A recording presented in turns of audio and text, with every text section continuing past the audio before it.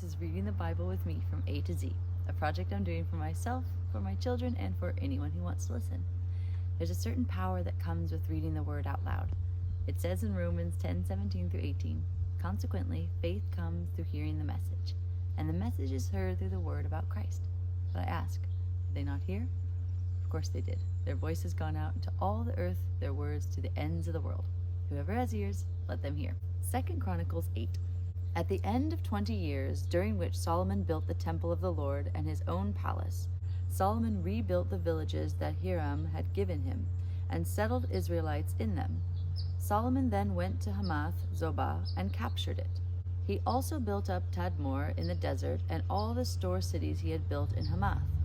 He rebuilt Upper Beth Horon and Lower Beth Horon as fortified cities, with walls and with gates and bars, as well as Baalath and all his store cities, and all the cities for his chariots and for his horses.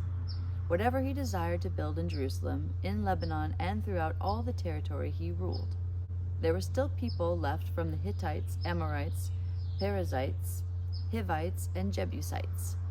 These people were not Israelites. Solomon conscripted the descendants of all these people remaining in the land, whom the Israelites had not destroyed, to serve as slave labor as it is to this day. But Solomon did not make slaves of the Israelites for his work. They were his fighting men, commanders of his captains and commanders of his chariots and charioteers.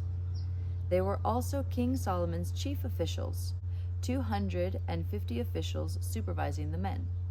Solomon brought Pharaoh's daughter up from the city of David to the palace he had built for her, for he said, "My wife must not live in the palace of David, king of Israel, because the places the ark of the Lord has entered are holy." On the altar of the Lord that he had built in front of the portico, Solomon sacrificed burnt offerings to the Lord, according to the daily requirement for offerings commanded by Moses for the Sabbaths, the new moons, and the 3 annual festivals, the festival of unleavened bread, the festival of weeks, and the festival of tabernacles. In keeping with the ordinance of his father David, he appointed the divisions of the priests for their duties, and the Levites to lead the praise and to assist the priests according to each day's requirement.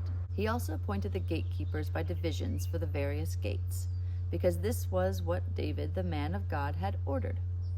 They did not deviate from the king's commands to the priests or to the Levites in any matter, including that of the treasuries. All Solomon's work was carried out, from the day the foundation of the temple of the Lord was laid until its completion. So the temple of the Lord was finished. Then Solomon went to Ezion-Geber and Elath on the coast of Edom, and Hiram sent him ships commanded by his own men, sailors who knew the sea. These with Solomon's men sailed to Ophir and brought back 450 talents of gold, which they delivered to King Solomon.